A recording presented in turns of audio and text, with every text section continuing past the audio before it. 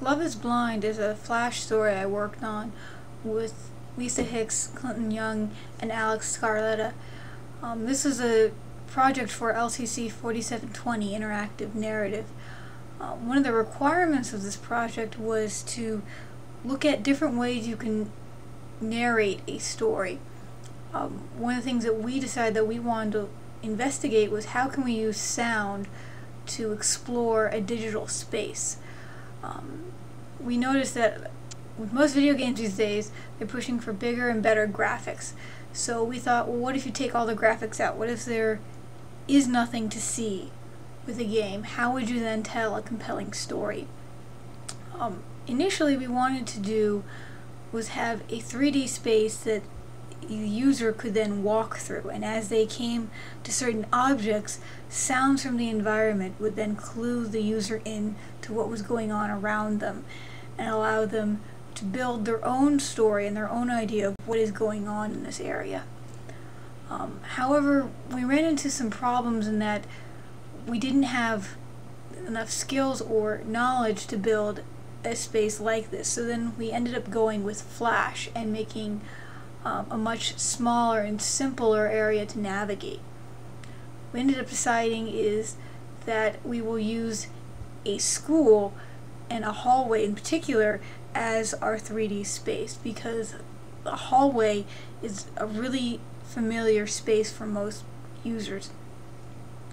The story of Love is Blind is you're playing as a man who's been going blind his entire life, and he's going to visit his old school, which is about to be demolished, and he's reliving his memories as he's walking through the school.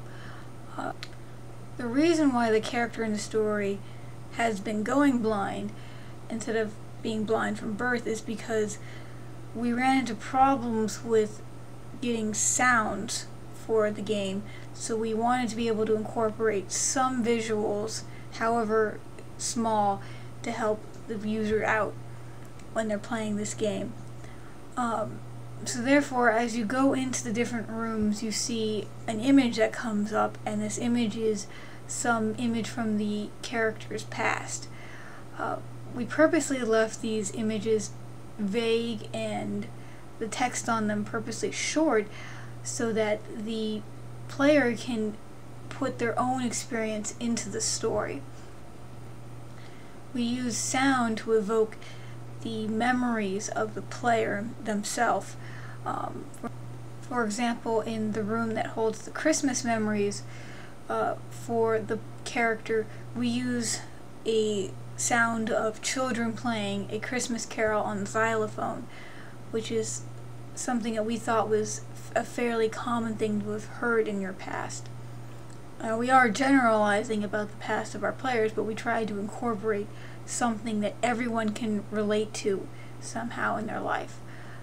This particular game was asked to be presented at the Digital Media Winter Demo Day in 2009 at Georgia Tech, and we were presenting alongside various graduate students and their projects.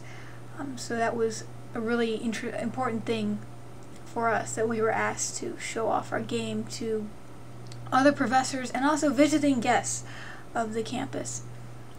There are at least 3 different endings that the player can achieve, though, and all of them are based on which rooms the player decided to go into.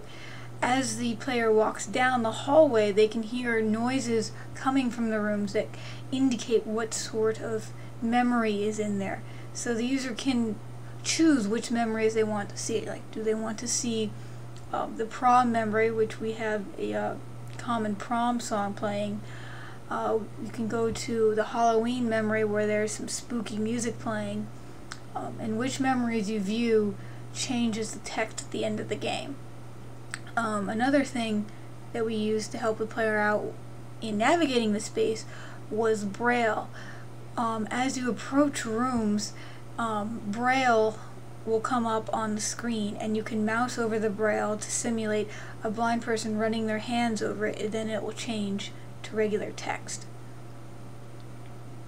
The interesting project for me, and I really enjoyed experimenting with using different types of sound and different ways of navigating a place other than the normal sight-based navigation that we're all used to. While I feel that there are some things that could have been done better with this project, overall I think I learned a lot about how to navigate spaces with non-standard means and how to tell stories in different ways. Here is a video showing one of the possible story paths for Love Is Blind.